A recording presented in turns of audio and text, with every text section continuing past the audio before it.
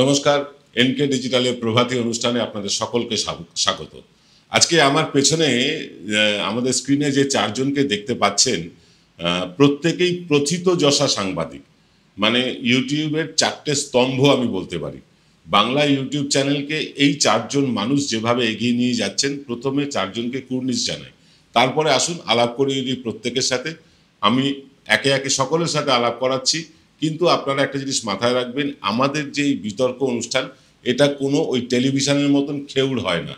আমাদের বিতর্কে কিন্তু একজন বললে আর একজন চুপ করে শোনেন, তারপরে তিনি তার বক্তব্য রাখেন। এই প্রথায় আমাদের অনুষ্ঠানটা চলে। আসুন আমরা আলাপ করিয়ে দিই আমাদের আজকের অতিথিদের সাথে। আমি প্রথমেই আলাপ করাবো আকরামুল বাগানির সাথে, যার ইনসাফ বাংলা যথেষ্ট জনপ্রিয় হয়েছে। তার পাশেই আছেন রোজিনা মল্লিক, বঙ্গ টিভি আপনারা সকলেই জানেন। আছেন সোমনাথ বিশ্বাস, আমার অত্যন্ত স্নেহের, এবং একসাথেই প্রায় আমরা মানে একই হাউসে চাকরি করেছি, একসাথে করিনি। আবার সোমনাথের পাশে আছেন আমাদের সবার প্রিয় শফিকুল ইসলাম। তিনিও আমি যে হাউসে কাজ করে এসেছি, তিনিও সেই হাউসে একসময় কাজ করেছেন। মানে বলা যায় এখানে প্রতিদিনের 3 জন আর বাকি সব দিনের লোক, চিরদিনের 2 জন আর প্রতিদিনের 3 জন। যাকে আমরা আজকের অনুষ্ঠানটা শুরু করব। আমি প্রথমেই শুরু করব শফিকুল ইসলামকে দিয়ে। শফিকুল, আমি শুনেছি কাকের মাংস খায় না, কিন্তু বহু ক্ষেত্রে দেখা যাচ্ছে একজন ইউটিউবার আরেকজন ইউটিউবারকে আক্রমণ করছেন, এবং সেটা বিলো দ্য বেল্ট। এ ব্যাপারে তোমার মন্তব্য যদি আমরা পাই। প্রবীরদা, আপনাকে অসংখ্য যে আমি চেয়েছিলাম এই ডিবেটটা হোক। কারণও বলতে পারি, যারা আছেন এখানে তাদের মধ্যে একজন আছেন সোমনাথ খবরওয়ালা। উনি একটা মানে চ্যালেঞ্জ করেছিলেন আমাদেরকে উদ্দেশ্য করে, যে ওনার অনেক প্রশ্ন রয়েছে আমাদেরকে, তো আমরা সিলেক্ট করি অ্যাঙ্কার কে হবেন, আমরা সিলেক্ট করব, শুধু বলে দিলেই উনি জয়েন করে যাবেন ডিবেটে। তো সেই জন্য আমার মনে হয়েছে যে আপনার যে প্ল্যাটফর্ম, সেটা খুব ভালো একটা প্ল্যাটফর্ম। তো আমি ওই চ্যালেঞ্জটাকেই কার্যত অ্যাকসেপ্ট করে নিই। আপনাকে আমি বলি যে আপনি একটা অ্যারেঞ্জ করুন তো, কী সব প্রশ্ন আছে বলা হচ্ছে, আমার নাকি দম নেই উত্তর দেওয়ার, তো একটু বসবো দেখি কী সব প্রশ্ন আছে। তো সেই জন্য আপনাকে বললাম, আপনি একটা অ্যারেঞ্জ করতে পেরেছেন, আমার খুব ভালো লাগছে, আপনাকে ধন্যবাদ জানাই প্রথমে। তো প্রশ্ন শুনতে চাই এই সোমনাথ এবং বাগানি। আমি বাগানিরও একটা আমার কালকে হঠাৎ কেন মনে হলো, আমাকে কালকে একজন লিঙ্ক পাঠালেন, তো সেই লিঙ্কটা দেখলাম। ওই বাগানির একটা বক্তব্য আছে, উনি যে শফিকুল ইসলামের যদি কোনো দম থাকে তাহলে আদালতে কেন যাচ্ছেন না, আমার নাকি কে টাকা পয়সার লেনদেনের কি অভিযোগটা এনেছেন। তো আমার দম নেই, আমার দম থাকলে আমি হাইকোর্টে যেতাম, এটা আমার বলা হয়েছে। তখন আমার মনে হলো যে শুধু কে বলেছেন তো পরিষ্কার করে, আর ওনাদেরও যদি কিছু প্রশ্ন থাকে সেগুলো শোনা দরকার। আমাদের মধ্যে তো কোনো লুকোনো কিছু নেই, সুতরাং প্রশ্নের মুখোমুখি হতে সমস্যা কোথায়। তো আপনি সেই অ্যারেঞ্জমেন্টটা করে দিয়েছেন, খুব ভালো। আমি প্রশ্ন নেব। আমার মনে হয় আমার আজ প্রশ্ন শোনার পালা এবং উত্তর দেওয়ার পালা। আমি আমার দিক দিয়ে বলছি, কিন্তু সেই প্রশ্ন নেওয়ার আগে আমি আমার অবস্থানটা করে দিই, তাহলে হয়তো প্রশ্ন করতে সুবিধা হবে। আমার সম্পর্কে তো আপনি বললেন অতীতের ঘটনা, মানে আমরা কিভাবে উঠে এসেছি। আমরা সবাই মিডিয়া কর্মী ছিলাম, আস্তে আস্তে ইউটিউব প্ল্যাটফর্ম এসছে এবং আমার জীবনে একটা বড় ঝড় গেছে। আমি ইউটিউবে আসতে কার্যত বাধ্য হয়েছি, আমার যেহেতু কেবল চ্যানেলটাকে তুলে দেওয়া হয়েছিল। তো সেই আর বেশি ওই ব্যাখ্যায় যাচ্ছি না। তো এখন আমার যে অবস্থান সেটা আমি নিজেই বলে দিই, আমার এর মধ্যে কোনো লুকোনো নেই কিছু, যে আমি একজন ইউটিউবার, কিন্তু আমি সেই সঙ্গে আমি মনে করি নিজেকে পরিবর্তনকামী একজন। সুতরাং আমার ইউটিউবে আমি যেমন খবরাখবর করি, তেমনি আমি বলেই দিই ওপেনলি যে আমিও চাই এখানে পরিবর্তন। তারও কারণ একটা ব্যাখ্যা করে আমি দিয়ে থাকি, যে জীবন আমার পরিবারকে পুরো শেষ করতে চেয়েছিল এই শাসক। আমি খুব ভাগ্য জোরে মানে এখনো এই কাজটা করতে পারছি, যে যেটা চেষ্টা হয়েছিল আপনারা জানেন, আমার পরিবারকে তুলে নিয়ে চলে যাওয়া, মিথ্যা কেস দেওয়া, আমার বাড়িতে একটা সন্দেহজনক প্যাকেট ফেলা, 4 দিন আগে সিসিটিভি ফুটেজ না থাকলে, এই সিসিটিভি না লাগালে হয়তো সেই কেস আমাকে দিয়ে আমাকে কোনো একটা বড় কেসে ফাঁসাতে পারতো, আমার জীবন হয়তো শেষ হয়ে যেত পারেনি, যে কোনো কারণে হোক। তারপর আইনি লড়াই আমি লড়ে এখনো আছি এখানে। কিন্তু আমি একটা মনে মনে সংকল্প নিয়েছি, যে বা যারা আমি বা আমার পরিবারকে শেষ করতে চেয়েছিল, আমি তাদেরও পলিটিক্যালি শেষ চাই। বলতে পারেন একটা মধুর প্রতিশোধ আমি এইভাবে চাই, যে আমার জীবনকে যারা শেষ করতে চেয়েছিল, আমি কারো জীবন শেষ করতে চাইছি না, কিন্তু মানে পলিটিক্যালি তারা সেই ক্ষমতাটা শেষ হোক, যারা সেই ব্যবহার করে অপব্যবহার করে আমার জীবনকে শেষ করতে চাইছিল, সেটা আমি চাই। তো সেই জন্য আমি ওপেনলি বলি যে আমি পরিবর্তনপন্থী, এবং দেখবেন এখানকার শাসকের বিরুদ্ধে আমি সোজাসুজি কথা বলি, এবং আমি সেই কথাগুলি বলি যেগুলো শাসককে অ্যাটাক করবে এবং পরিবর্তনে সাহায্য করবে। আমি তাদের হয়েই কথা বলি যারা পরিবর্তনে সামনে থেকে লড়ছে বা লড়বেন। সেই জন্য যাদেরকে আমি সামনে পাই, লড়াইয়ের দিক দিয়ে আমি দেখতে পাই, তাদের সম্পর্কে আমি কথা বলি। এবং এটা করতে গিয়ে বা যা যা বলার তারা করার আমি করেছি, কিন্তু এইসব করতে গিয়ে আমাকে এই সোমনাথ বা বাগানিরা তারা বলার চেষ্টা করেন যে আমি কার টাকা নিচ্ছি, কার এই নিচ্ছি, ওনাদের কাছে নাকি প্রমাণ আছে, আমার নাকি দম নেই চ্যালেঞ্জ করা। তো আমার সেজন্য মনে হলো যে একটু আসি, কি আরো প্রশ্ন রয়েছে সেগুলো আগে শুনে নিই, না, আমি তারপরে আমি শফিকুল তোমার প্রশ্ন নিয়ে সরাসরি চলে যাব সোমনাথের কাছে। সোমনাথ অত্যন্ত ওকে। প্রিয় মানুষ আমার, অত্যন্ত ভালো মানুষ। আমি সোমনাথের কাছ থেকেই জানতে চাইবো তোমার কি প্রশ্ন আছে শফিকুলের কাছে, আর শফিকুল তোমার প্রশ্নের মুখোমুখি। তুমি শফিকুলকে সরাসরি প্রশ্নটা করতে পারো। প্রবীরদা, প্রথমেই আপনার এনকেটি টিভি ডিজিটালের প্রত্যেকটি দর্শককে আমার খবরওয়ালা সোমনাথের তরফ থেকে অসংখ্য অভিনন্দন। খুব সুন্দর একটি অনুষ্ঠান, যেখানে সব প্রথিতযশা ইউটিউবাররা রয়েছেন, কারোর কারোর সাংবাদিকতার ব্যাকগ্রাউন্ডে রয়েছে। তো প্রশ্ন উত্তর পর্ব। তো শফিকুল ইসলাম এই প্রথমবার সোমনাথ বললো আর কি। এর আগে আমাকে, যেহেতু আমার চ্যানেলটার নাম খবরওয়ালা সোমনাথ, আমাকে ফেরিওয়ালা বলেছিল। যাই হোক, ভালো লাগলো যে ফেরিওয়ালা থেকে অন্তত সোমনাথ বললো। আর আমি হলাম স্বপ্নের ফেরিওয়ালা। আর যারা আমাকে ফেরিওয়ালা বলেছে, আমাদের দেশে আবাদি তো প্রচুর, তো সেই জায়গা থেকে প্রচুর মানুষ ফেরি করে খান। কেউ ট্রেনে বাসে ফেরি করেন, কেউ নিউ মার্কেটে ফেরি করেন। তো আমার মনে হয় আমাকে ব্যঙ্গ করার মাধ্যমে আমাকে করাই যেত, কারণ সমালোচনা সহ্য নেয়ার ক্ষমতা আমার আছে, ঈশ্বর আমাকে সেই ক্ষমতাটা দিয়েছে। কিন্তু সেই ফেরিওয়ালাদের মনে হয় অপমান না করলেই হতো, যারা কিনা দিনের শেষে 200, 300, 400, 500, গোটা দেশের কথা বলছে, নিয়ে বাড়ি। যাই হোক, এখন বিষয় হলো আমার শফিকুলকে আমার প্রশ্ন। আমি আপনার পিসিআর কে বলবো, প্রবীরদা, যদি শফিকুলকে একটু দেখানো যায়, মানে কন্ট্যাক্টটা করতে সুবিধা, আই কন্ট্যাক্ট, তাহলে আমার প্রশ্ন করা যায়। শফিকুলকে আমার প্রশ্ন, যে তবুও দেখা যাচ্ছে, ঠিক আছে আমি বলছি, যে শফিকুল বললো জীবনে একটা, আমরা জানি সেই ঘটনাটা, ওর জীবনে একটা ঝড় বয়ে গিয়েছে। ন্যায় অন্যায় যেহেতু বিষয়টা আইনত, এবং আমি জানি না মামলাটা এখনো ক্লোজ হয়েছে কিনা, জানলে সুবিধা হতো, কিন্তু বিষয়টা চলছে। ওর জীবনে একটা প্রতিহিংসা থেকে বা একটা ক্ষোভ থেকে ও মনে হচ্ছে শাসককে শেষ করবে। আমি একটাই প্রশ্ন করব, এত কথা বললো, তার উত্তর দেওয়ার জন্য তো আমার একটা ইম্পর্টেন্ট, এটা কত সালের ঘটনা? মানে শফিকুল অ্যারেস্ট হয়েছিল 2017-18 হবে কি? 20 সাল। মানে 20 সালে, 2020 সালে কোন মাসে? জুলাই মাসে। জুলাই না জুন মাসে? হ্যাঁ, জুন মাসে, 29 জুন। তার আগে একবার, হ্যাঁ তার আগে হয়েছে, তারপরে আর হয়নি তো, মানে এটাই চলছে 2020 সালে জুন মাসে, এবং তার আগে। তো সেই জায়গা থেকে সে শাসকের, দেখুন এখন শফিকুলের ঘটনাটা নিয়ে যদি পুরোটা আলোচনা করা যায় অনেক টাইম চলে যাবে, কিন্তু সে গ্রেপ্তার হয়েছিল, তার পরিবারের লোককেও গ্রেপ্তার করা হয়েছিল বলে আমরা শুনেছি। তারপরে বেশ কয়েক মাস হয়তো জেলে ছিল, মামলাটা চলছে, আইনের পথে চলবে। সেও তো লড়াই করছে, এটা তো অস্বীকার করে লাভ নেই, সে লড়াই করছে। শাসকের পরিবর্তন চাইছে, কারণ তার মনে হচ্ছে এই শাসক ঠিক নয়। প্রবীরদা, আমি একটা ভিডিও দেখাচ্ছি, কোন শাসকের পরিবর্তন চাইছে শফিকুল ইসলাম। শফিকুল, আপনিও দেখুন, তুমিও দেখো, তুমি বলে বলছি, হ্যাঁ বন্ধু, তো তুমিও বলে বলছি। প্রবীরদা, এটা আগে দেখে নিক, আমি যেন ডেটটা জেনে নিলাম 2020 সালের কোন মাসে শফিকুল অ্যারেস্ট হয়েছিল, বা তার আগে 2020 সালের জুন মাস, নভেম্বর ডিসেম্বর নয়। ভিডিওটা দেখুন। শিশির অধিকারী, তাকে বড় বড় করে ছবি দেখতে পাচ্ছেন? একটা মিনিট দেখাতে পাচ্ছি। এবং তারপরে দিব্যেন্দু অধিকারী, তারপরে দেখতে পাবেন সৌমেন্দু অধিকারী। অর্থাৎ একটা পৌরসভার ওয়েবসাইট খুললে সেখানে আপনি প্রথম থেকে দেখাই, কেটে গেছিল। শিশির আরে অধিকারী, মুখে এত দেখ, শুভেন্দু অধিকারী, ওয়েবসাইটটা খুলেই দেখতে পাবেন। ওই ভিডিও আমরা দেখেছি সোমনাথ দা, ওই ভিডিও আমরা দেখেছি।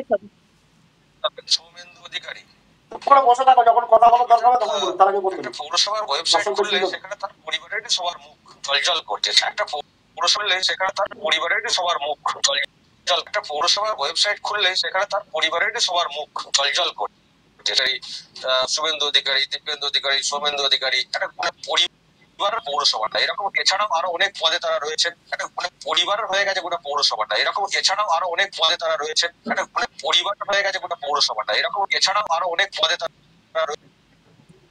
এটা হলো আরামবাগ টিভি শফিকুল ইসলামের, এবং আমি যতদূর জানি শফিকুল যে কারণটির জন্য গ্রেপ্তার হয়েছিল সেটি তর্ক বিতর্ক। শফিকুল কোনো রেপ করার জন্য, কাউকে মার্ডার করার জন্য গ্রেপ্তার হয়নি, শফিকুল কোথাও ডাকাতি করার জন্য গ্রেপ্তার হয়নি। সম্ভবত যতটুকু জানি কোনো একটা মানে ওর চ্যানেলের খবরের কোনো একটা, সেটা ঠিক হোক ভুল হোক সেটা বিচার্য বিষয়, এবং সেই চ্যানেলের ভিডিও দেখালাম। এবং এটা 2020 সালের ওই জুন মাসের আগে, ঠিক আছে? সেই সময় যারা শাসকে ছিল, পরিবর্তন কে করবে, কে পরিবর্তন করবে? আমি যদি পলিটিক্যালি বলি, পরিবর্তন মানে আপনার রাজ্যে তো দুটি দল, সিপিএম জীবন্ত জীবাশ্ম হয়ে পার্ক স্ট্রিটের মিউজিয়ামে, ইন্ডিয়ান ন্যাশনাল মিউজিয়ামে শুয়ে আছে, ওপরে কাস্তাতুরি তার আমার কার একটা ফ্ল্যাগ বসে রয়েছে, আর কংগ্রেস সাইনবোর্ড হয়ে আছে, অন্তত আমাদের রাজ্যের মধ্যে। ঠিক আছে, তাহলে পরিবর্তনটা কার বিরুদ্ধে? পরিবর্তন করলে রাজনৈতিক পরিবর্তন, যদি ও শাসক বলছে তার মানে পলিটিক্যালি। রাজনৈতিক পরিবর্তন করলে বিরোধীদের পরিবর্তন করতে হবে। বিরোধীরা এই রাজ্যে এখন কি আছে? বিজেপি। বিজেপির মুখকে এই মুহূর্তে শুভেন্দু অধিকারী, এবং আমরা জানতে পারছি তার ভাইটার নাম দেখালো সৌমেন্দু অধিকারী, সেও বিজেপির এমপি। শিশির অধিকারী, তিনি এখন পলিটিক্স থেকে সম্ভবত অবসর নিয়েছেন, কিন্তু শেষ জীবনে বিজেপির সমর্থনেই অবসর নিয়েছেন। আরেকজন আছে দিব্যেন্দু অধিকারী।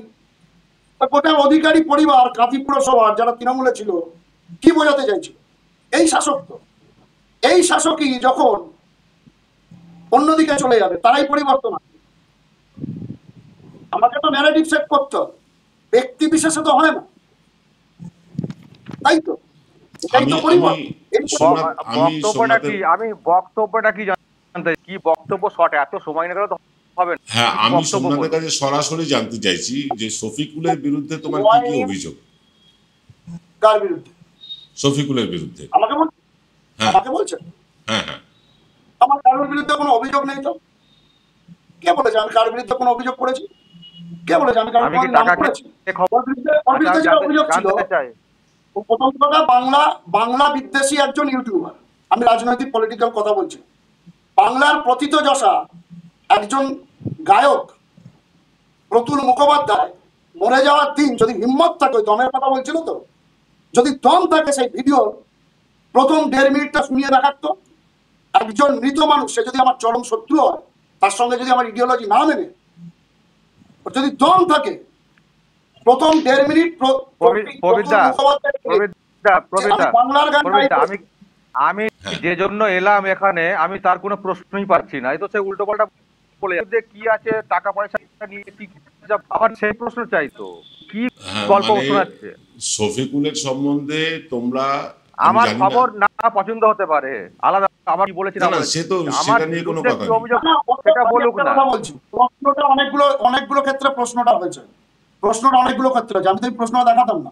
শাসকের ব্যাপার বললো তো বললো আমি শাসকের পরিবর্তন চাই, মানে উনি বললেন, আমি সেই বললাম কোন শাসকের? আমি না সোমনাথ আমি সরাসরি আমি বলছি 30 কোটি টাকা বাজেট হয়েছে, 30 কোটি টাকা বাজেট।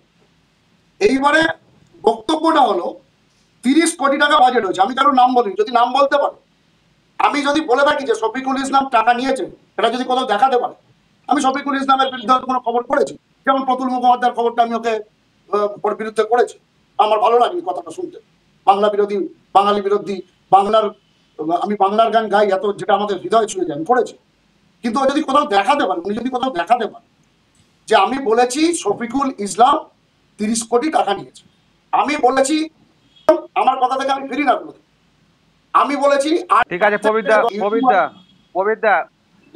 তাহলে সোমনাথ যে আমার বিরুদ্ধে টাকা পয়সা লেনদেনের ওনার কোনো অভিযোগ নেই। আমি কারোর পক্ষে বলিনি, আমি কোড আনকোড দর্শকদের জন্য শুনিয়ে দিচ্ছি আমি কি কথাটা বলেছি, বুঝতে সুবিধা হবে। সমাজদারকে নিয়ে অত শোনাতে সময় লাগবে। আমি আমি এত না, শুভেন্দু আমি দুজনকেই থামাচ্ছি। না না আমাকে সফি- শেষ করতে দিন, রবিদা আমাকে শেষ করতে দিন। আমি যেটা বলেছি আমার মুখে অন্যের কথা বসিয়ে দিলে তো হবে না। আমি একদম শেষ করবো, একদম 30 সেকেন্ড। বল। পরের ক্ষেপে নয় আমি একটু কম কথা বলি, ঠিক আছে? আমি বল। বলেছি কেউ ঘাসের মুখ দিয়ে চলে না। শুভেন্দু অধিকারী এই বাংলার কোন সম্প্রদায়ের মানুষকে শান্তিকুঞ্জে, সেটা শফিকুলও জানে, সেটা রোজিনাও জানে, সেটা আকরামুলও জানে। সেরকম একইভাবে কারা টাকাটা নিয়েছে সেটা আমার মুখ দিয়ে বলার দরকার নেই, মানুষ বুঝে নেবে। আমি যেটা বলেছি সেটা বলছি, মানুষ আবার বুঝে নেবে। 8 জন থেকে 9 জন ইউটিউবারের কে ধরা হয়েছে, যাদের মধ্যে 2 জন মহিলাও আছে, ঠিক আছে? এবার মানুষ দেখে নি। আর যার আমি আছি কি জানতে চাই, আমি স্পেসিফিক আমি আছি কি? আমি সরাসরি করবো না, আমি সরাসরি যেদিন আমার চ্যানেলে দেখিয়ে দেবো, না না, আমি সরাসরি যেদিনকে বলবো আমার চ্যানেলে। আপনি এক জায়গায় কোথাও বলেছেন যে আপনার কাছে নাকি ইঙ্গিত করেছেন, তো আমার মনে হয় ইঙ্গিত করে আমি সেটাই পরিষ্কার সবার সামনে, দর্শকদের সামনে, আমি কি আছি টাকা লেনদেনের মধ্যে? স্পেসিফিক প্রশ্ন আপনার কাছে।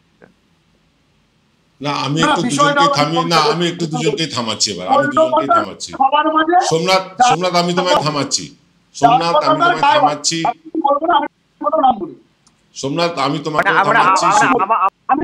আমার বিরুদ্ধে আপনার কোনো প্রমাণ বলার করে আমি টাকা নিয়েছি আচ্ছা কি নেই?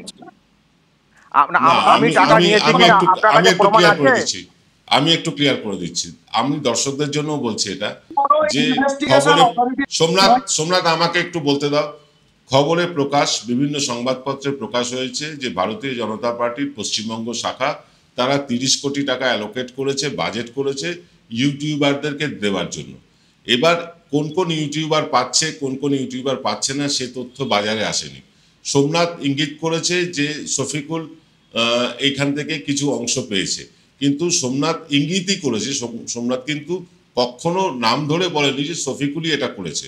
হ্যাঁ, যেহেতু শফিকুল শাসকের বিরুদ্ধে কথা বলে, সেহেতু শফিকুলের মানে মনে হয়েছে যে হয়তো কথাটা শফিকুলকেই বলা হয়েছে। এটা একদম ক্লিয়ার, কেউ কাউকে ব্যক্তিগতভাবে দোষ দিচ্ছে না। এবং আমি যতদূর শফিকুলকে জানি, শফিকুল এইভাবে টাকা নেওয়ার ছেলেও নয়, এটা আমার ব্যক্তিগত বিশ্বাস। আমি জানি না এটা ভবিষ্যতে কি হবে বলতে পারছি না, কিন্তু এখন পর্যন্ত শফিকুলকে আমি এই কারণেই সম্মান করি, রোজিনাকেও এই কারণে সম্মান করি যে এরা টাকা পয়সা নিয়ে খবর করে না। হ্যাঁ, হয়তো কোনো এক পেশে খবর করে, হয়তো শাসকের বিরুদ্ধে কথা বলে, ঠিক যেভাবে আকরামুল বা সোমনাথ শাসকের পক্ষে কথা বলে। শাসকের পক্ষে কথা বলাটাও অন্যায় না, শাসকের বিপক্ষে কথা বলাটাও অন্যায় না। তাই টাকা পয়সার ব্যাপারটা এখানে কে কোথা থেকে টাকা পেয়েছে প্রমাণহীনভাবে কোনো অভিযোগ আমরা করব না। আমি এবার চলে যাব একটু রোজিনার কাছে। রোজিনা, আকরামুলের প্রসঙ্গ উঠেছে, তো আমি আকরামুলের কথা বলি। আকরামুলের রাগটা হচ্ছে আকরামুল টাকাটা পাইনি বলে, আকরামুল রাজি হয়নি বলে ওর রাগটা হচ্ছে অন্যদের এখন বলছে। আমি আমি বলছি ওই রকম অফার আমাদের কাছেও আসে, ওই রকম অনেক ফোন আমাদের কাছেও আসে, ওই নিয়ে কোনো কথা বলতে চাই না। প্রবীরদা, সোমনাথ শুভেন্দুদার একটা ভিডিও দেখালো না, ওটা মনে হচ্ছে ক্লিয়ার করে দেওয়া দরকার আছে লোকের কাছে। উনি যেটা দেখালেন ওটা যখন আমি দেখেছি আমার খুব মনে, কখনো শুভেন্দু অধিকারী বিজেপিতে আসেননি আমার মনে হয়েছে। আর কিন্তু আমি জেল থেকে বেরিয়ে তখন বিজেপিতে জয়েন করেন, মাঝখানে একটা সময় ছিল, আমি কিন্তু সেই সময় খবরটা করেছি। তাহলে আমার যখন শাসকের বিরুদ্ধে যখন আমি লড়াই করছি, যে মানুষটি তখনও আমি যাদেরকে নিয়ে লড়ার চেষ্টার সঙ্গে আসেননি, তো তার বলেছি সেটা কি অন্যায় করেছি? তখন শুনুন, আমি বলছি আমি কলকাতা মাঠে খেলা হচ্ছে, মোহনবাগানে একজন খেলছেন, পরে তিনি মোহামেডান স্পোর্টিং এ এসছেন। তো আমি যদি মোহামেডান সাপোর্ট চাই, তো আমি তো আমার লড়াইয়ের প্লেয়ারদেরকে আমি তো সাপোর্ট করবো, এর মধ্যে অন্যায় কি আছে? আমি তো এই না যে উনি বিজেপিতে থাকাকালীন এই কথাটা বলেছেন, যে মানুষ যাকে আমি ভরসা করতে পারবো লড়াইয়ের জায়গায়, তিনি অন্য দল থেকে এলেও লড়তে পারবে। আমি বল সেটা আমার পুরোনো ভিডিও দেখিয়ে বলা হচ্ছে, দেখো এক সময় কি বলতো এখন কি বলছে। আসলে ফ্যাক্টর শুভেন্দু না, ফ্যাক্টর শাসকের বিরুদ্ধে লড়াই। ওকে, ইডিওলজি লড়াই, আদর্শের লড়াই।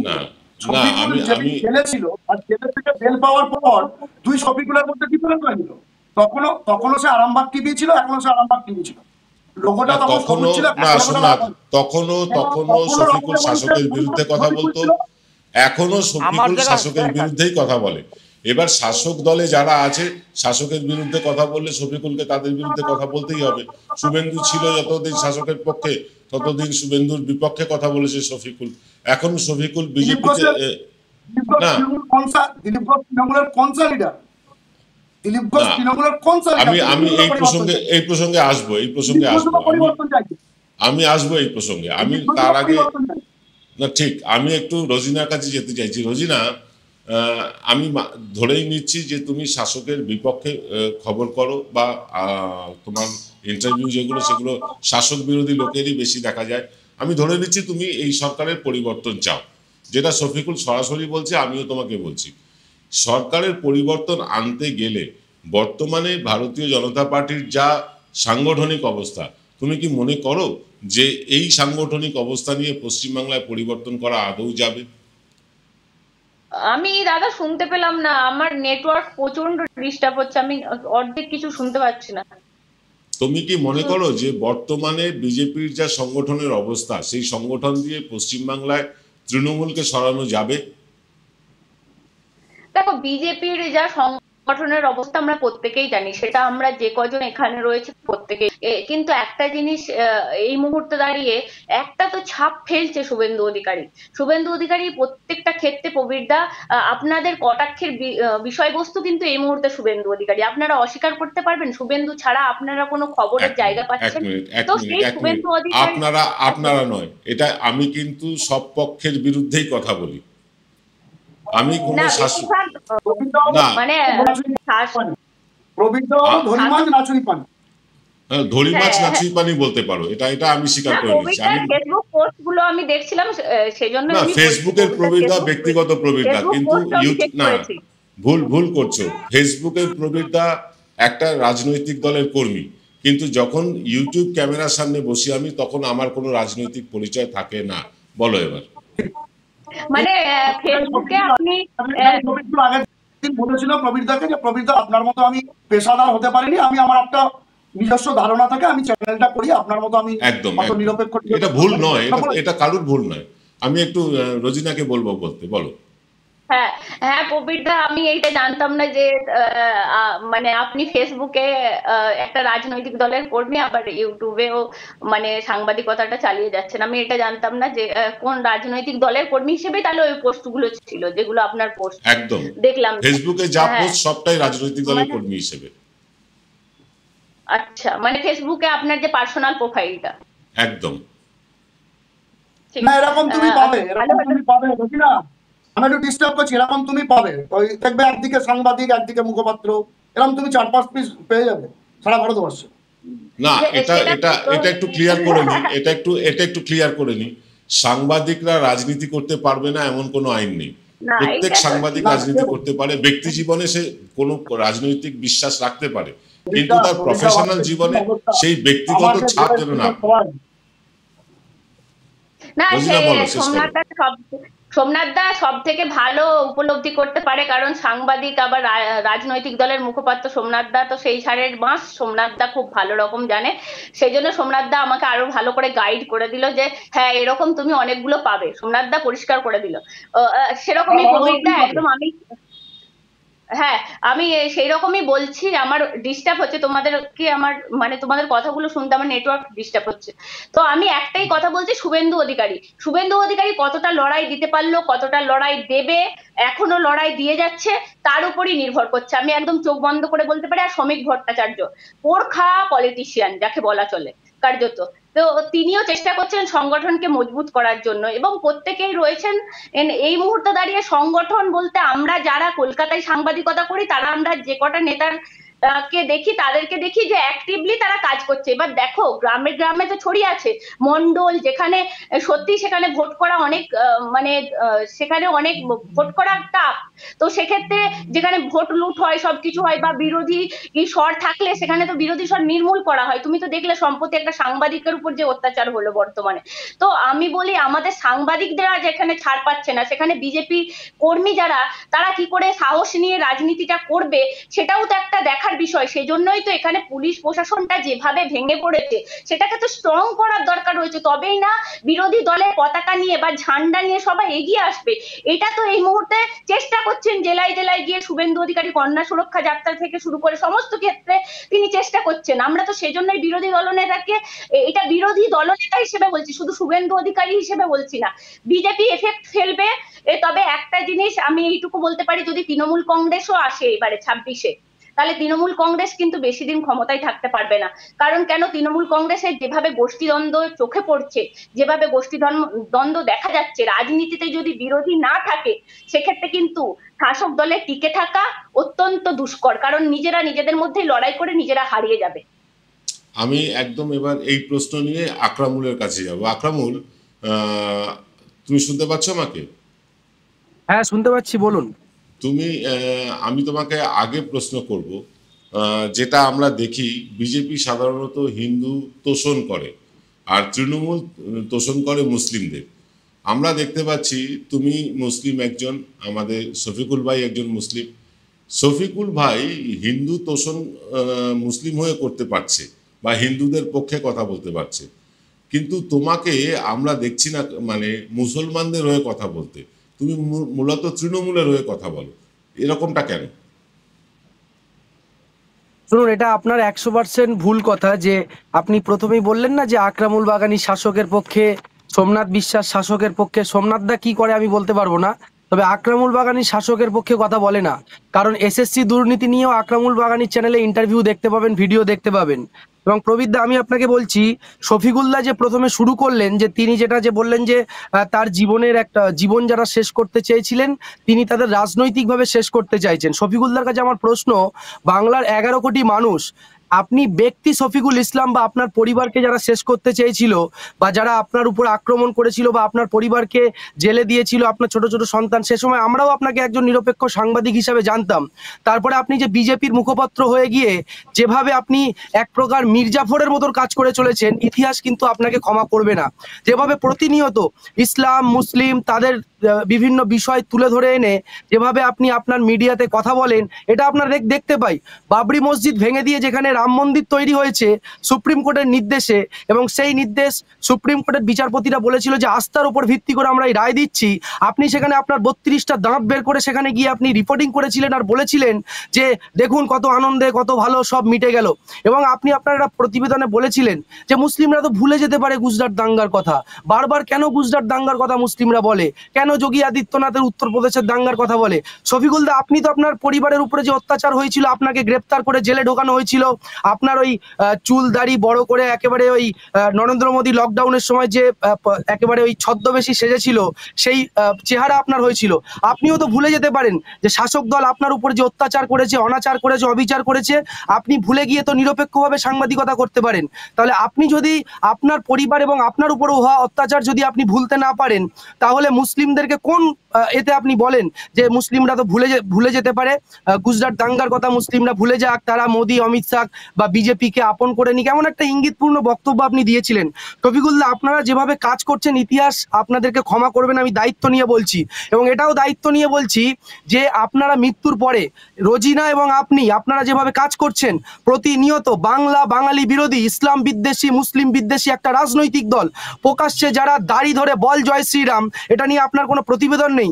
আপনি বলছেন সাংবাদিক বা ইউটিউবার, সাংবাদিক হন, ইউটিউবার হন, আপনি একজন ভালো মানুষ হন, যাই হন না কেন, আপনি সম্মানে আপনি আমার একজন দাদা। কিন্তু দুদিন পূর্বে আপনার ঘুটিয়ারি শরীফে তাল দিতে কিছু গেরুয়া জঙ্গি, তারা একজন মুসলিম ভাই, একজন ড্রাইভার, তাকে পিটিয়ে হত্যা করলো। আপনাদের এই নিয়ে কোনো প্রতিবেদন নয়, কোনো কথা নেই। আর এদিকে আমরা উত্তরপ্রদেশ, বিহার, গুজরাট বিজেপি শাসিত রাজ্যে প্রতিনিয়ত দেখছি বাঙালি আরো যদি ধর্মে মুসলিম হয় তাদের উপর কিভাবে অত্যাচার করা হচ্ছে। আমরা দেখেছি যে মালদার আপনার আমির শেখকে বাংলাদেশের ফেলে আসা হলো, এই নিয়ে আপনাদের কোনো প্রতিবেদন নেই। আপনারা সাংবাদিকতার কথা বলেন, আপনি বলছেন যে আপনি যে টাকা নিয়েছেন এর প্রমাণ দিন, কিসের ওইভাবে কি প্রমাণ দেওয়া যায়? আপনি প্রমাণ দিতে পারবেন অভিষেক বন্দ্যোপাধ্যায় যে আপনারা বলেন কয়লা চুরি করেছে বা বিভিন্ন চুরিতে অভিযুক্ত, আপনাদের কাছে প্রমাণ আছে? প্রমাণ থাকলে কেন অভিষেক বন্দ্যোপাধ্যায়রা জেলে নেই? এটা আমি দায়িত্ব নিয়ে আপনাদেরকে বলছি। আর আপনি যে বলছেন না যে টাকা নেওয়ার কথা, শুনুন, এভাবে টাকা নেওয়া যায় না।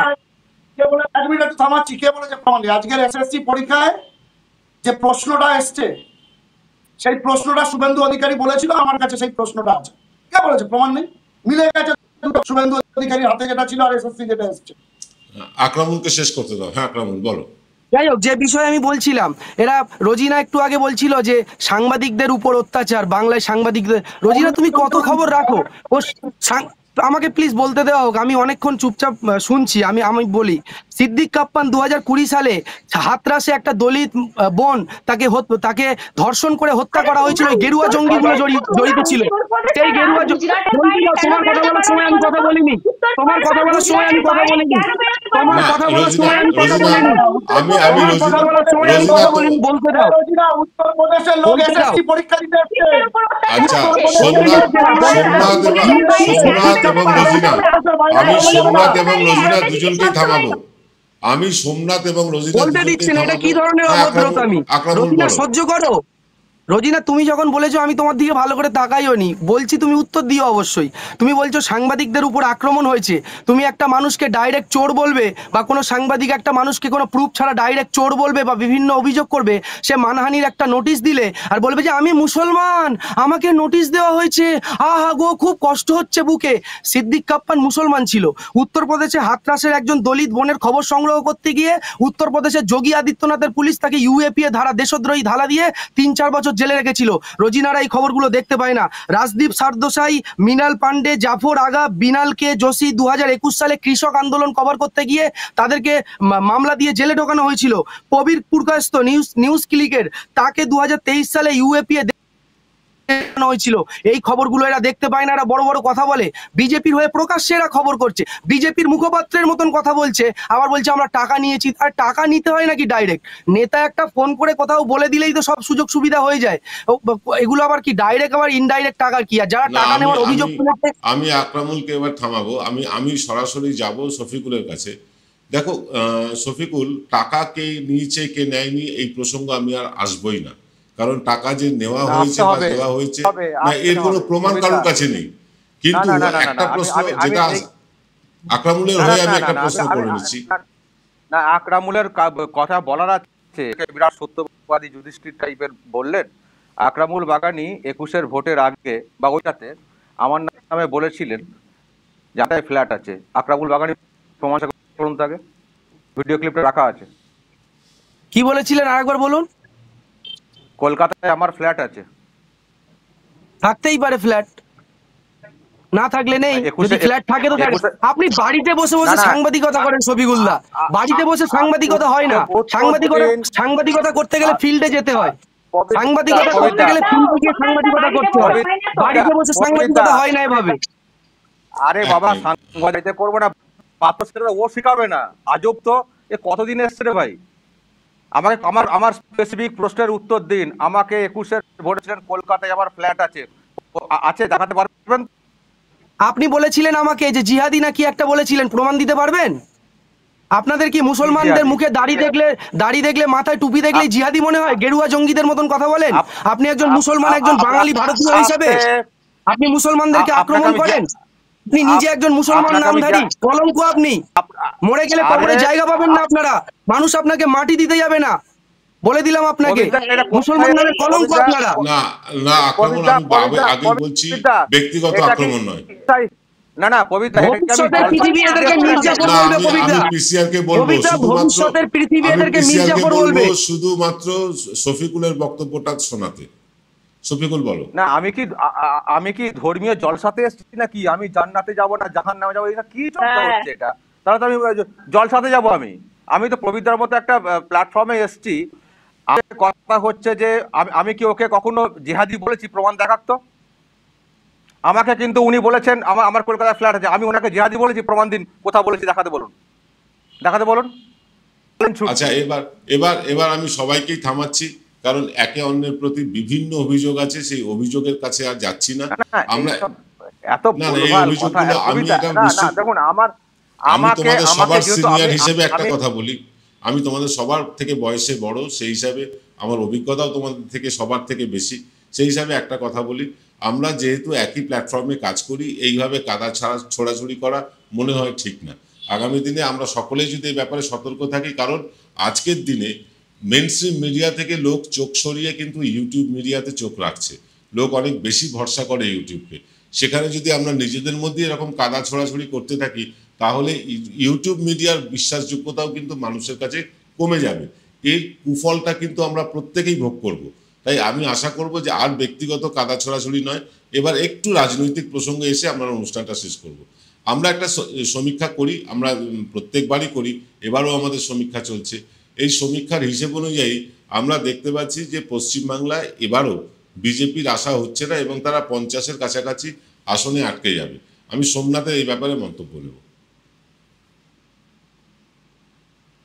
শোনা যাচ্ছে আমার কথা? একদম, বলো। শোনা যাচ্ছে? প্রথম কথা, আমি আমার একটা জিনিস খারাপ লেগেছে, আক্রমণ যেগুলো বলেছে একদম লজিক্যালি।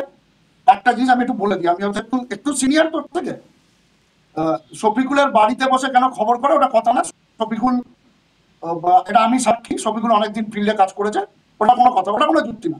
বাদ বাকিগুলো ফ্ল্যাট আছে, ফ্ল্যাট হয়তো এখন বিক্রি করে দিয়েছে, অন্যকে দিয়ে দিয়েছে, এগুলো ঠিক আছে। আমরাও তো চাই যে শফিকুল দা আবার ফিল্ডে বেরিয়ে কাজ করুক, নির্যাতিত সমাজের পক্ষে খবর করুক, নিপীড়িত সমাজের পক্ষে খবর করুক, যাদের উপর অত্যাচার হয় তাদের পক্ষে খবর করুক। না, আমাকে বলতে দাও। আচ্ছা আমি একটু আকরামুলকে সরাসরি বলছি, শফিকুল ইসলাম কিভাবে খবর করবেন, কিভাবে করবেন না, সোমনাথ কিভাবে করবেন না, বা রোজিনা কিভাবে খবর করবেন বা করবেন না, এই নিয়ে নিশ্চয়ই আমাদের বলার অধিকার নেই। প্রত্যেকে নিজের কাজের একটা ধরন আছে। এখন বিভিন্ন চ্যানেলে সোমনাথদা যেহেতু বললেন যে আরামবাগ শফিকুল্লাহ একটা সময় ফিল্ডে কাজ করতে না, সত্যি শফিকুল্লাহর একটা সময় কাজ আমরাও দেখেছি, তখন অ্যারেস্ট হওয়ার আগে। আমারও ভালো লাগতো শফিকুল্লাহর কাজ। তো আমি বলছি যে সেভাবেই খবর করুক আবার। না, শফিকুলের আমার বিরুদ্ধে যারা এখন অ্যাঙ্কারিং করে তারা একটা সময় ফিল্ড রিপোর্টিং করতো, ওটা সাংবাদিকতা নিয়ে ওইসব বলো না। শফিকুল ইসলাম সাংবাদিক, ওসব বলে লাভ নেই। আমি শফিকুলের পক্ষে বলছি না। ফ্ল্যাট নিয়ে যা বলেছো ওগুলো ঠিক আছে, ঠিক আছে। আর রোজিনাকে বলি, রোজিনা নাম শুনেছো? ফ্ল্যাট নিয়ে কি ঠিক আছে নাকি ওটা উত্তর দিন। বলছি গৌরী লঙ্কেশের নাম শুনেছো? আমি বুঝতে পারছি না। নাম শুনেছো? বলছি গৌরী লঙ্কেশের নাম শুনেছো? না, শুনিনি। হ্যাঁ, বাহ, শুনিনি। হ্যাঁ বলুন, এবার শফিকুল কিছু বলছিল একটা, বলুন। গৌরী লঙ্কেশের নাম শুনিনি রোজিনা? না, আমি সোমনাথকে একটা কথা বলছি শফিকুলের হয়ে। প্রবীরদা, এখানে আমি আরেকটা কথা বলে নিতে চাই। প্রবীরদা প্লিজ আমাকে এই কথাটা বলতেই হবে। আমি 1 মিনিট থামাচ্ছি, 1 মিনিট তোমাকে সুযোগ দেব, তোমাকে আমি সুযোগ দেব।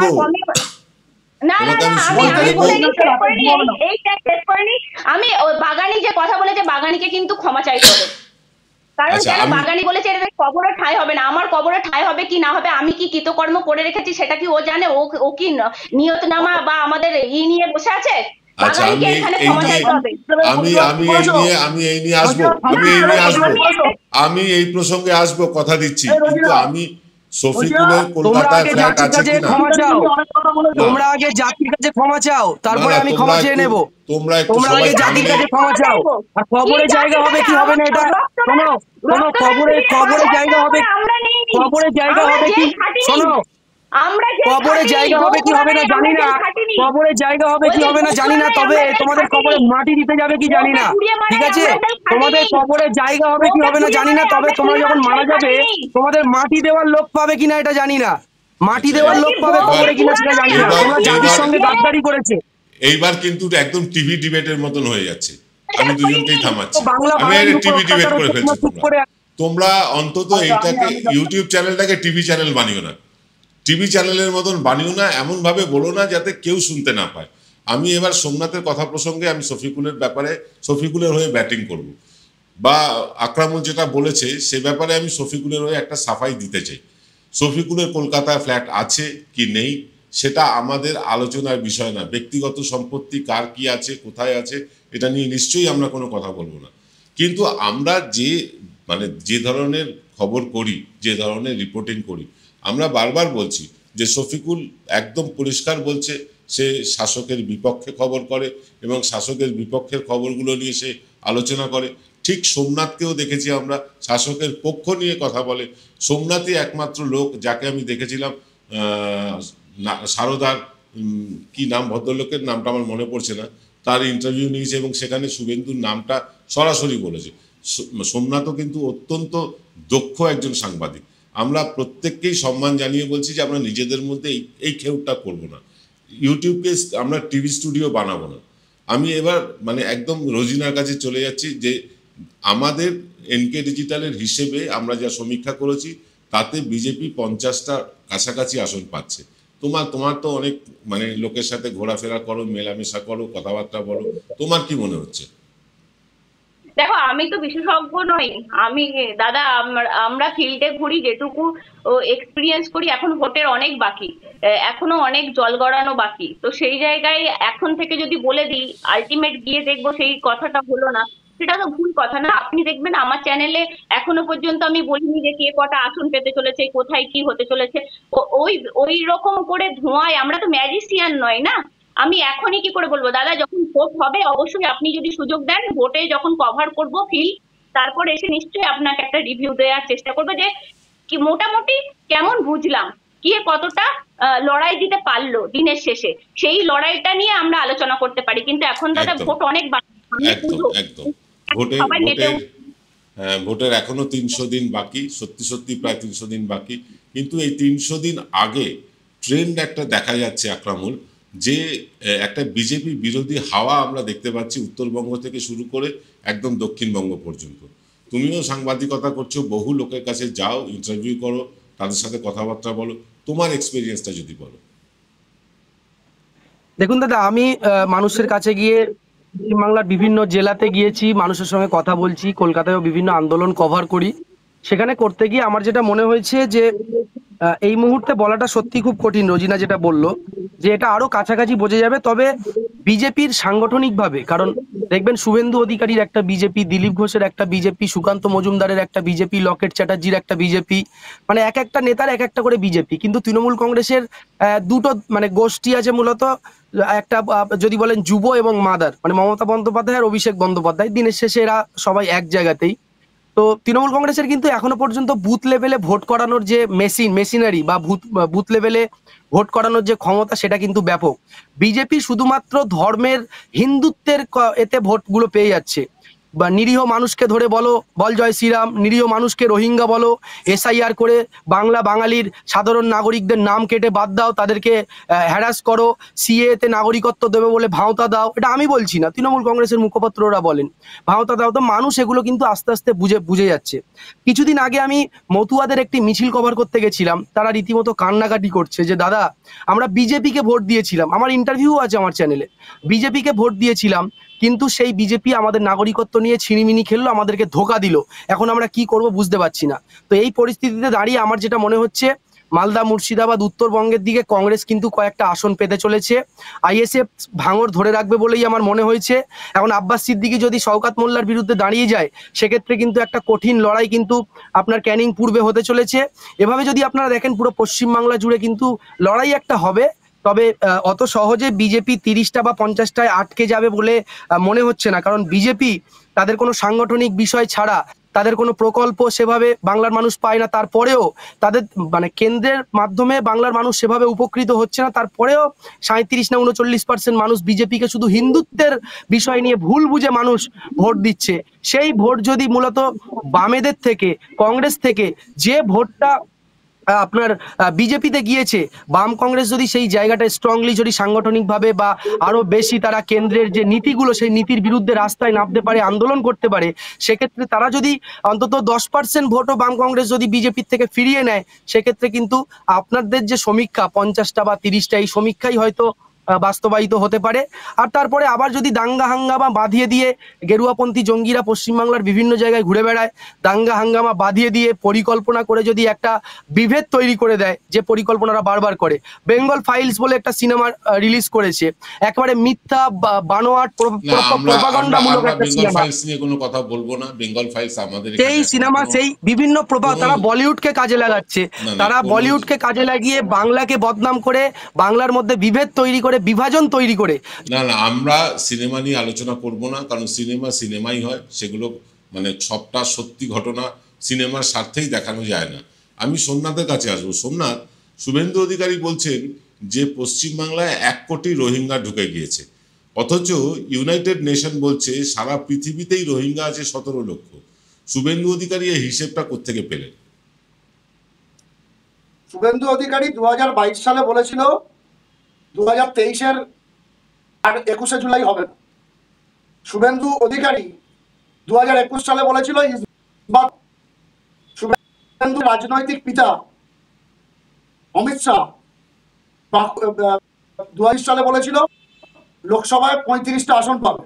শুভেন্দু অধিকারী যা বলে উল্টোটা হয়, এটা আপনি নিশ্চিন্তে থাকেন। আমার একটাই ব্যাখ্যা দিচ্ছি, আপনার জিজ্ঞাসা, এখন আমার একটাই প্রশ্ন যে রোজিনা শুভেন্দু বলছে, রোজিনার কাছে আমার একটাই প্রশ্ন, ছবিগুলো বলতে পারে যে শুভেন্দু অধিকারী শান্তির ছেলে কাদের বলেছে, এটা আমার একটা প্রশ্ন। পরে উত্তর দিও, রোজিনার সময় উত্তর দিও। এবারে আমি আপনাকে সামগ্রিক চিত্রটা বলি, এটা শুনবে বা না লাগবে, আমি একদম সাংবাদিকের দৃষ্টিভঙ্গি দিয়ে বলি। সেটা হলো, প্রথম কথা, আকরামুল বলছে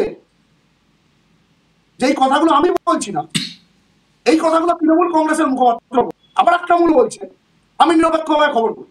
আবার আকরামুল বলছে নওশাদ সিদ্দিকীও একটা আসন জিতবে, আবার 8টা আসন জিতবে বিজেপির হাত ধরে। আর বেসিক্যালি এই নওশাদ, আব্বাস, এই আইএসএফ আর বিজেপি, আমি প্রমাণ করে দিয়েছি এরা তলে তলে মিলে যায়, প্রমাণ করে দিয়েছি। ঠিক আছে, তার উত্তর এখনো দিতে পারে। কৈলাস বিজয়বর্গীয়র সঙ্গে নওশাদ সিদ্দিকীর চ্যাটের প্রমাণ এখনো, যেটা আমি আকরামুলকে বলে রাখলাম যে এবারে 0 পাবে, 0। ঠিক আছে, আমার থেকে শারীরিক হতে লিডটা কত ছিল একটু দেখে নিও ভাই। লোকসভা আমি একটু বলে দিই, আপনি ভোটের ভবিষ্যৎ জানতে চাইছিলেন। ডেমোগ্রাফি ভাবতে হবে, ডেমোগ্রাফি।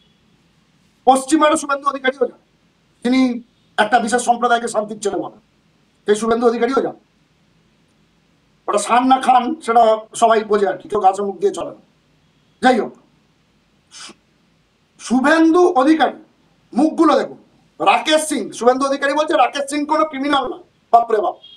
রাকেশ সিং একদম দস্যু, রত্নাকর থেকে বাল্মীকি হয়েছে। অর্জুন সিং কোনো ক্রিমিনাল না। শুভেন্দু অধিকারী, টিমটা দেখুন, টিমটা, এটা কিন্তু গুরুত্বপূর্ণ সাংগঠনিক ক্ষেত্রে। শুভেন্দু অধিকারী, রাকেশ সিং, অর্জুন সিং, কৌস্তব বাগচি, যার জীবনে মাথাটা, আমার তো বাই ডিফল্ট টাক বংশানুক্রমে, আর ও হলো বারকে জয়শ্রীরামের টাক। ঠিক আছে, যার জীবনে মাথায় চুল উঠবে না। এরা নাকি বিজেপিকে ক্ষমতায় নিয়ে আসবে। সিপিএম এর এগেনস্টে একটা মুভ ছিল, অ্যান্টি ইনকামবেন্সি আছে। প্রবীরদা, আমাদের রাজ্যে অ্যান্টি ইনকামবেন্সি আছে, তৃণমূলের বিরুদ্ধে প্রচুর মানুষ আছেন। ঠিক আছে, শুভেন্দু, জ্যোতি বসু, বুদ্ধদেব ভট্টাচার্যের এগেনস্টে মমতা ব্যানার্জি একটা মুভ ছিল। ঠিক আছে, সেই মুখটা এখনো তৈরি হয়নি। ডেমোগ্রাফিক্যালি বলি, 294টা সিট, 85টা সিটে কালীগঞ্জের মতো সিট, হাড়োয়ার মতো সিট, হাড়োয়া কালীগঞ্জের মতো সিট, সেখানে বিজেপি যাদেরকে শান্তির ছেলে বলে, ঠিক আছে, তারা একদম বিজেপিকে গড়ান হারিয়ে দেবে। 85টা সিটে হেরে নামছে বিজেপি। 35টা এমন সিট আছে, 35 আউট অফ 294, যেখানে হিন্দু এবং মুসলিম মেজরিটি কার্যত 50-50, 50-50 এরকম। সেই 35টার মধ্যে 30টা সিট হেরে নামছে বিজেপি, 85-30 হিসাব করুন। ঠিক আছে, বাকি লড়াই হবে। শুভেন্দু অধিকারী জানুয়ারি মাসে বলেছিল কাঁথিতে গিয়ে বা হলদিয়াতে গিয়ে, আমার এক্সাক্ট মনে নেই, 180, সেখান থেকে এপ্রিল মাসে নেমে হয়েছে 177, আর 15ই আগস্ট বলেছে 148। আর অন্য একটি খবর, একটি ডিজিটাল মিডিয়া এবিপি আনন্দ, আমি বলছি, আমরা সবাই দেখি ডিজিটাল মিডিয়া, তারা বলছে 141। ওটা যখন ডিসেম্বর মাসে আসবে দেখবেন 100 হয়ে গেছে। 2026-এর জানুয়ারি মাসে গিয়ে দেখবেন 80 হয়ে গেছে। 2026-এর ভ্যালেন্টাইন্স ডে ফেব্রুয়ারি মাসে গিয়ে দেখবেন ওটা 70 হয়ে গেছে। আর ভোটের রেজাল্ট বেরোনোর পর দেখবেন ওটা 35 হয়ে গেছে। ঠিক আছে, এটা আমার মুখের কথা না, আমরা সবারই বক্তব্য নিলাম। আমি শফিকুলের বক্তব্য জানতে চাইবো। শফিকুল, অভিষেক ব্যানার্জি বলছেন যে বিজেপি 50-এর নিচে থাকবে। আমাদের সমীক্ষাতেও তাই দেখা যাচ্ছে যে বিজেপি 50-52 বেশি পাচ্ছে না।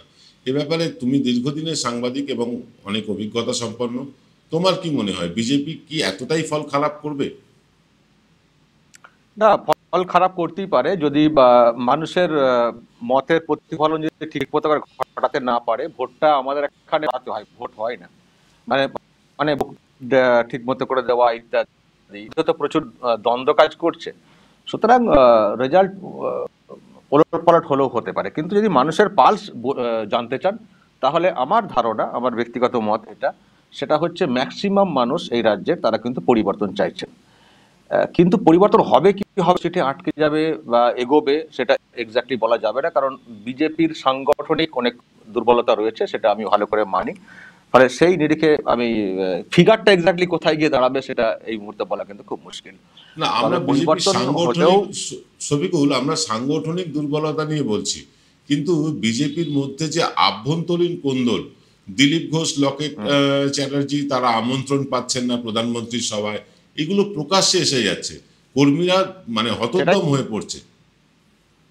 সেটাই তো বলছি যে দলের অন্দর এবং সাংগঠনিক দুর্বলতা আর নিজেদের মধ্যে ঐক্য না থাকলে যেটা হয় আর কি, এর জেরে কি দাঁড়াবে রেজাল্ট সেটা বলা খুব মুশকিল। কিন্তু মানুষের পালস যদি বলেন তাহলে আমার ধারণা ম্যাক্সিমাম মানুষ এই রাজ্যে তারা কিন্তু পরিবর্তন চাইছেন। এখন পরিবর্তন কে করতে পারবে, বিজেপি করতে পারবে কি করতে পারবে না সেটা বিজেপির ব্যাপার।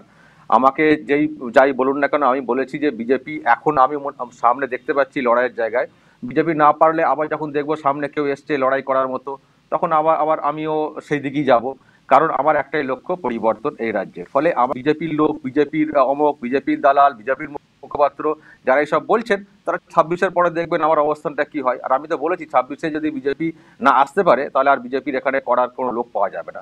তখন তা বলে কি থেমে থাকবে? নিশ্চয়ই বিকল্প কিছু একটা উঠে আসবে। আপনি হয়তো কোন একটা পার্টি করলেন বা কেউ করলেন, দেখবেন এক্সিস্টিং পার্টি বা নতুন পার্টির উত্থান ঘটবে। তো তখন আমি একই থাকবো, আমার অবস্থান ক্লিয়ার। কে শুভেন্দু কোথায় ছিলেন, এই যে শুভেন্দুর কথা বলে দিই, রাজীব বন্দ্যোপাধ্যায় যখন বিজেপিতে এসেছিলেন দেখবেন আমার চ্যানেলে রাজীব বন্দ্যোপাধ্যায়ের খবর জায়গা পেত, কিন্তু রাজীব বন্দ্যোপাধ্যায় যখন চলে গেছেন দেখবেন এখন কোনো জায়গা পায় না, বরং উল্টো দিকে যায়। তো আমার অবস্থান তো যায়, কেউ এদিকে যাচ্ছে আমি তাতে কি করতে পারি? কিন্তু আমার হচ্ছে যে শাসকের বিরুদ্ধে যেই মুহূর্তে লড়বেন সে ততক্ষণ পর্যন্ত তাকে আমি সাপোর্ট করবো, আর যখন চলে যাবেন তখন আমি তাকে কেন সাপোর্ট করবো, বা যদি না এসে থাকেন তাকে আমি কেন সাপোর্ট করবো? ফলে শুভেন্দু সম্পর্কে বলেছি, তখন বলেছি যখন বিজেপিতে ছিলেন না। এই হচ্ছে ব্যাপার। আর একটা প্রবিদ্যা, আমার তো আসল বিষয়ই জানা হলো না, যেভাবে সব আমি জানতে চাইলাম। আমার বিরুদ্ধে স্পেসিফিক অভিযোগ, গোল অভিযোগ চাইনি। আর জাহান্নামে যাবো না জান্নাতে যাবো এটা শুনতে তো আসিনি। তো দেখা যাক, বাগানিরা তো বলছেন আমরা তো আর জান্নাতে যেতে পারবো না, মাটি দেওয়ার লোক পাওয়া যাবে না। দেখা যাক আমাদের কোথায় বানের জলে ভাসিয়ে দেন কিনা, আপনারা একটু গিয়ে ভাসিয়ে দেবেন, আর কি বলবো। সুতরাং এইসবের যেভাবে চর্চাটা এলো, আমি আরো স্পেসিফিক জানতে চেয়েছিলাম। যারা আমাকে বলে যে আমি প্রশ্নের মুখোমুখি হতে চাই না, আমার সত্যি খুব নির্দিষ্ট প্রশ্নের মুখোমুখি হতে চাই। ওই সাংবাদিকতা কে কোন, দেখুন বাগানি একটা এতে চলেন, খবর নিয়ে চলেন। আমি বলি দেখুন, একটা মানুষ, আপনি পবিত্র, আপনি সব খবর দিতে পারেন, আপনি আপনার যেগুলো করেন, যদি অন্য কেউ মনে করেন যে এটা কেন করছে না, তিনি করুন না, আমি কেন করছি না? আমি তো বলছি আমার খবর একটা প্যাটার্ন আছে, উদ্দেশ্য আছে পরিবর্তন, তো আমি তো সেই মতোই খবর করবো। এটা ওপেন আমি বলেই দিচ্ছি যে কোন খবর করব, কোন খবর করবো না। যে খবরটা সাংবাদিকতার নিরপেক্ষতা নিয়ে তো প্রশ্ন তুলছি না, যে আমি তো এটাও না যে আমি সব খবর করি। আমি বলছি আমি সেই খবরই করি যে খবর পরিবর্তনের সাহায্য করবে। তো কোন খবর করি, কোন খবর করি না, কোন খবর করতে পারি, কোন খবর করতে পারি না, সেটা আপনাদেরই তো আন্দাজ করে নেওয়াটা উচিত। তো আমি যেটা পারছি না আপনারা করুন না। এত মিডিয়া, এত ইউটিউব সবাই তো আমি যদি না করি, বাগানি করলেন, সোমনাথ করলেন, সেটা মানুষ দেখলেন। তো সেটা না করে আমি কেন ওই খবর করেছি, আমাকে নিয়ে খবর শুরু হয়ে গেল অন্য ইউটিউবারের তরফ থেকে। আপনারা যে যা লাইন ধরে করুন না। আমি কি বলেছি যে বাগানি কেন এই খবরটা করেছেন? আমি কি বলেছি বাগানি কেন এই খবরটা করেননি? আমি কি বলেছি সোমনাথ কেন এই খবরটা করেনি? আমি কি বলেছি? আমি বলছি যে যার লাইনে যে যার খবর করুন না। আমি তো অবস্থান ক্লিয়ার করে দিচ্ছি তো যে আমার এই হচ্ছে উদ্দেশ্য, আমি চাইছি আমার আলাদা যন্ত্রণা থেকে। আমার পেছনে থাকেন আর উল্টো পাল্টা কথা বলে, আমি নাকি টাকা নিয়েছি, টাকা নেওয়া কথাটা শুনুন কবিতা, টাকা নেওয়া খবরটা খুব সেন্সিটিভ। আমার গাড়ি আছে, আমার কলকাতা, এই যে কথাগুলো ফেক কথা বলে মানুষকে একটা আলাদা কথায় ধর্মীয় অ্যাঙ্গেল টেনে দেওয়া, কে জান্নাত যাবে, আরে কে কি কাজ করে রয়েছে না রয়েছেন কে জানে বলুন তো? আপনি স্বর্গে যাবেন নরকে যাবেন কে জানেন বলুন তো? এরা কি জান্নাত জাহান্নামের ঠিকাদারিটাও নিয়ে নিয়েছেন নাকি? আমি অদ্ভুত, আমি বুঝতে পারি না যে এরা কথায় কথায় জাহান্নাম জান্নাত জাহান্নাম জান্নাত। আরে মিডিয়াতে কাজ করতে এসছি তো জাহান্নাম সে যে যার আধ্যাত্মিকতা কে বলতে পারেন বলুন তো? কে জান্নাত ঠিক কথা, আমরা সত্যি সত্যি এটা বলতে পারি না কে জাহান্নামে যাবে, কে জান্নাতে যাবে, কে স্বর্গে যাবে, কে নরকে যাবে, এসব বলতে পারি না। দিনের শেষে আমরা সকলেই সাংবাদিকতা করি এবং সকলেই ইউটিউব প্ল্যাটফর্মটা ব্যবহার করি। আমরা সকলে যদি একে অন্যের বিরুদ্ধে কথা না বলে, যেটা শফিকুল বলল, সোমনাথও বললেন, যে আমরা নিজেদের লাইনেই চলি, প্রত্যেকের অধিকার আছে নিজেদের মতন করে মত প্রকাশ করার। সেই মত প্রকাশের জায়গাটাও খোলা রেখে ব্যক্তিগত আক্রমণ, একে অপরের কুৎসা না করে আমরা যদি এই ইউটিউব প্ল্যাটফর্মটাকে আরও এনরিচ করতে পারি, আরও যদি আমরা যুক্তিযুক্তভাবে মানুষের কাছে তুলে ধরতে পারি, তাহলে কিন্তু আজকের যে মেইনস্ট্রিম মিডিয়া, যেটার মানে প্রায় 72% তার জনপ্রিয়তা পড়ে গেছে, আর যেটা ইউটিউব মিডিয়া, তার জনপ্রিয়তা কিন্তু প্রতিদিন বাড়ছে। ইউটিউবকে জনপ্রিয় করতে পারলে আমরা সকলেই কিন্তু যে উদ্দেশ্য নিয়ে কাজ করতে এসেছি সেই উদ্দেশ্যটা সাধিত হবে। আজকের অনুষ্ঠান আর দীর্ঘায়িত করা যাবে না। ভোটের আগে আবার আমরা এই 5 জন এক জায়গায় নিশ্চয়ই বসবো আশা করি। সোমনাথ একটা কিছু বলতে চাইছে, আমি সোমনাথের কথা শুনে আমি শফিকুলের প্রশ্নের ও স্ট্যান্ড পয়েন্ট ক্লিয়ার করে দিয়েছে। বেসিক্যালি এটা বিজেপির মুখপাত্রই সেটা বলে দিয়েছে। এই মুহূর্তে বিজেপি যদি পরিবর্তন আনতে পারে সেক্ষেত্রে আক্রমণকে আমি সমর্থন করছি, যা বলেছে ঠিক বলেছে। এবার আমি শোনাচ্ছি, কোন দলের মুখপাত্র না, কোন দলের মুখপাত্র না, পরিবর্তন অ্যান্টি টিএমসি বলতে পারেন, এটা ক্লিয়ার লড়াই তার। তুমি সোমনাথ, যদি আপনি যদি কোন একটা দল করতে পারেন টিএমসি বিরুদ্ধে লড়ার জন্য, আপনার ব্যাপারেও কথা বলবো। শফিকুল ইসলাম জানতে চেয়েছে, আমি কথা দিয়েছিলাম। আমি শফিকুলের হয়ে একটা কথা বলি, একটা কথা তোমাকে বলি শফিকুলের হয়ে। শফিকুল যেটা বলতে চাইছে, কালকে যদি শফিকুল দেখে যে রাজ্যের প্রধান বিরোধী দল এসইউসিআই হয়ে উঠেছে এবং তৃণমূলকে তারা টক্কর দিচ্ছে, শফিকুল এসইউসিআই এর হয়ে কথা বলবে। এবার তুমি তোমার কথা। এমনকি সোমনাথের কোনো দল থাকলেও যদি টিএমসির সঙ্গে লড়ে, আমি দেখতে পাচ্ছি সোমনাথের দলের হবো, মানে আমি খবর করবো। আমি সেটা দল স্পেসিফিক কোনো দল নেই, আমি একটাই পরিবর্তন হলেই কাজ শেষ। আমি সোমনাথের আমি কথা দিয়েছিলাম আগের দিন, আমার কাছে তাগড়া প্রমাণ আছে। ঠিক আছে, আমি আপনাদের হিন্টস দিয়ে যাচ্ছি, আমি শুনবো, এটা সবাই শুনবে। ক্রমশ প্রকাশ্য আক্রমণ কি বলেছে আমি জানি না, আমার পুরোটা দেখা হয়নি। সেটা নিয়ে শফিকুলের প্রচুর আপত্তি, রোজিনার প্রচুর আপত্তি। রোজিনা আমাকে কাকে কোন ঝাড়ের বাঁশ বলেছে, রোজিনা কোন ঝাড়ের বাঁশ সেটাও আমি জানি, সেটা নিয়ে পরে আলোচনা হবে। একটা রেকর্ডিং শুনুন। মুসলিম সম্প্রদায়, সংখ্যালঘু সম্প্রদায় একটা বিশেষ অংশকে, এটা শুনে যান প্রবীদ, আপনারও কাজে লাগবে হয়তো, আমি আপনার থেকে বয়সে ছোট, কাজেও ছোট, অভিজ্ঞতাটাও ছোট। এই একটা রেকর্ডিং জাস্ট আপনাকে শুনিয়ে দিচ্ছি কিভাবে মুসলিম সম্প্রদায়কে এরা মানে পরিবর্তনের জন্য সবকিছু করা যায়, পরিবর্তনের জন্য সবকিছু করা যায়। শুনুন, মুসলিম সম্প্রদায়ের কিছু ইউটিউবারকে, কুচো ইউটিউবারকে, ছোট ইউটিউবারকে, মানে যারা এখনো পরিচিতি লাভ করেনি, যারা হয়তো এখন পরিচিতি লাভ করেছে, তারাও একদিন হয়তো এই ছোটদের মতো ছিল। আমি 2000 সালে টাকা নিয়েছি মানে আমি সাধু সন্ন্যাসী হয়ে গেলাম 2025 সালে নি না, এমনটা না। শুনুন, রেকর্ডিংটা আমি রেখে দিয়েছি, সময় মতো আমি আরো তথ্য দিয়ে ছাড়বো। ঠিক আছে, এটা একটু শোনাই, সবাই দর্শকরাও শুনুন। জেলায় এই কোনটা এরকম অফার আছে, এটা কে বলছে? কোন একটা মারফতে তো মানে কি চাইছে নাকি, আমি সেটাই জানতে চাইছি।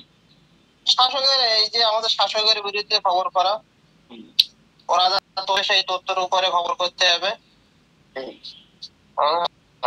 আমি বলেছি আমি খবর তোমাদের পক্ষে করব, তুমি তোমার বিরুদ্ধে হলে আমি খবরও করব। ঠিক আছে, খবর তোমাদের পক্ষে করব, কিন্তু বিরুদ্ধে মজাটা বাকি আছে, আজ কয়েক সেকেন্ড। তাতে জানাই না, ঠিক আছে। আর কাকে কাকে পেয়েছে অফার মোটামুটি চেনাশোনার মধ্যে?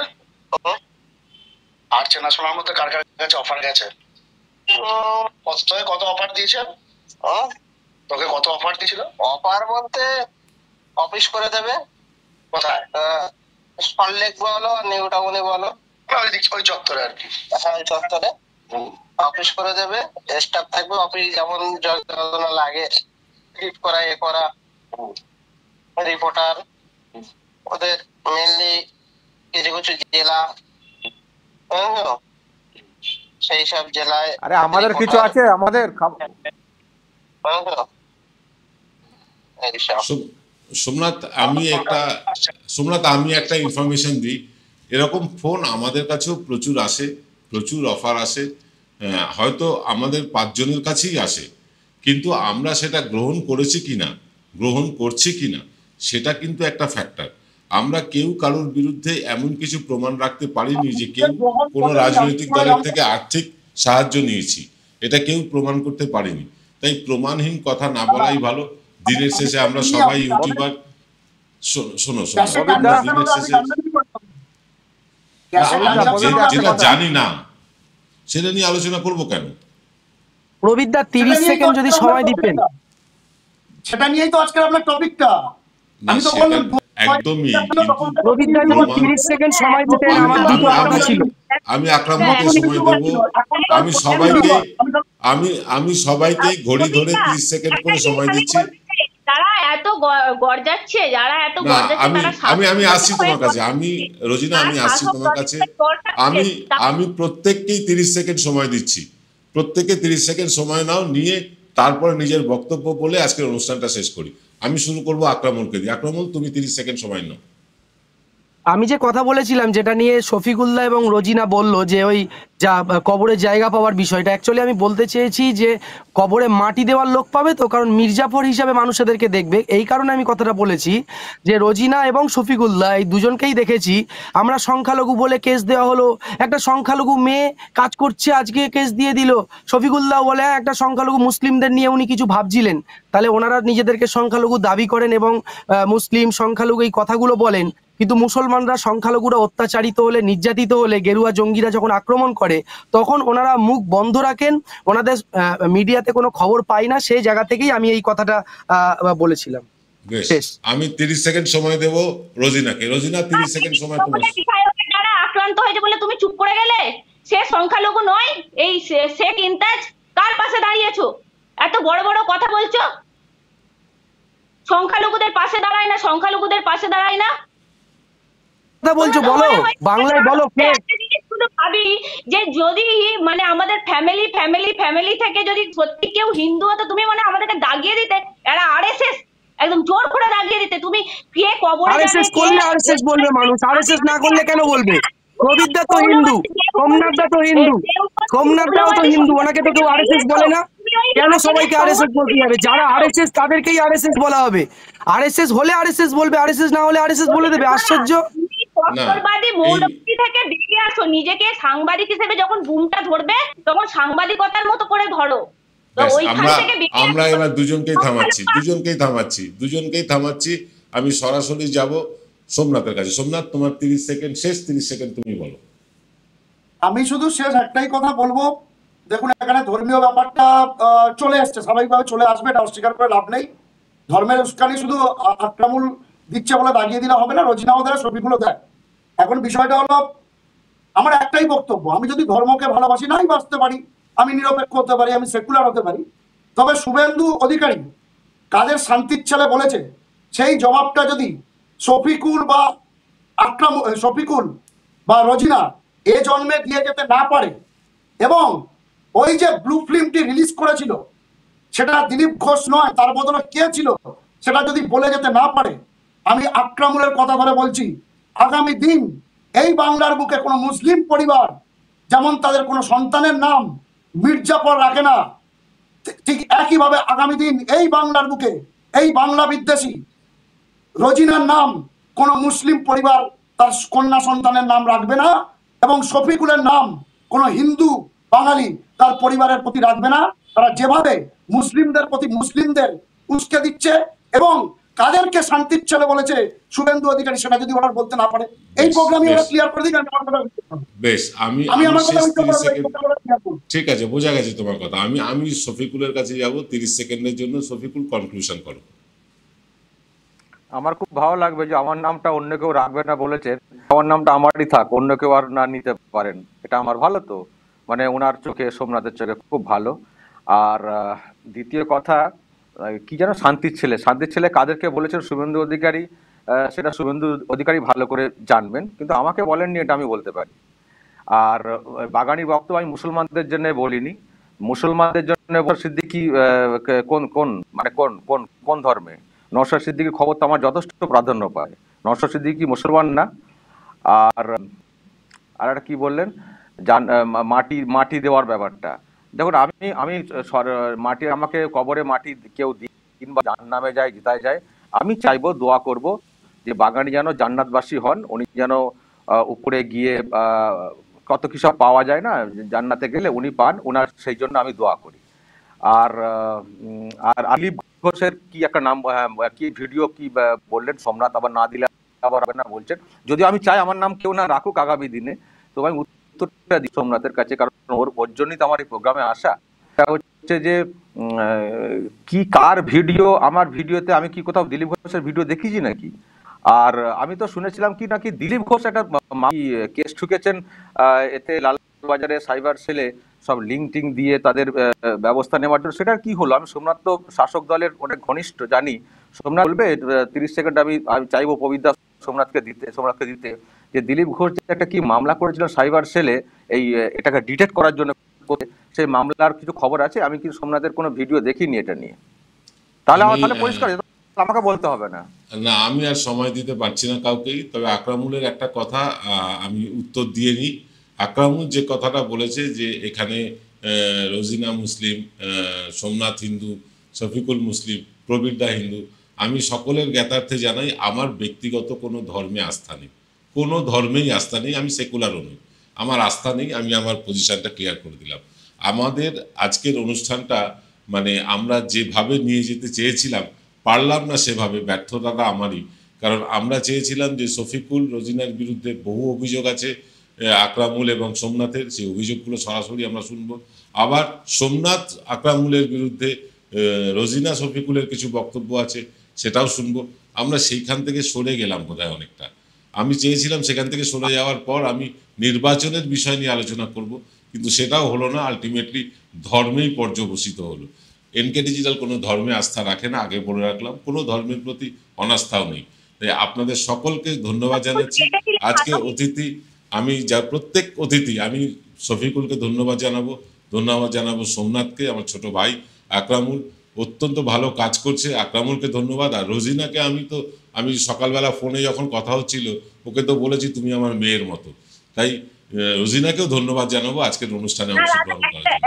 একটা জিনিস একদম, আমি একটা এইটা কেটে দেবেন আপনারা, এডিট করার সময় তো আপনারা কাটতে পারবেন, ওই জন্য কথাটা বলছি। আমার মনে হয় ধর্মীয়, আমরা নিজেদের মধ্যে ধর্মীয় মন্তব্যগুলো না গেলেই বাইরে ভালো হয় মনে হয়, যে নিজেদের আর এক সেকেন্ডও কাউকে সময় দিতে পারছি না। আরো একদিন বসবো, আমরা আরো একদিন বসবো, এই নিয়ে আলোচনা করব, ধর্ম নিয়ে আলোচনা হবে, এবং আমি সব ধর্মের লোককে সমান সম্মান জানিয়ে বলছি, সবাইকে সমান বলার সুযোগ দেবো, যেমনটা আজকে চেষ্টা করলাম। আর আজকে সময় দিতে পারছি না। সকলে ভালো থাকবেন। আমাদের এনকে ডিজিটালের পক্ষ থেকে 4 জন গেস্ট, যে 4 জন এসছেন তাদের কাছে সত্যিই কৃতজ্ঞ। তারা নিজেরা ইউটিউবার হয়েও আমাদের চ্যানেলে এসে তারা বক্তব্য রাখছেন, এর থেকে বড় প্রাপ্তি আমাদের কাছে আর কিছু নেই। আমি প্রত্যেককে ধন্যবাদ জানিয়ে আজকের অনুষ্ঠান শেষ করছি। নমস্কার।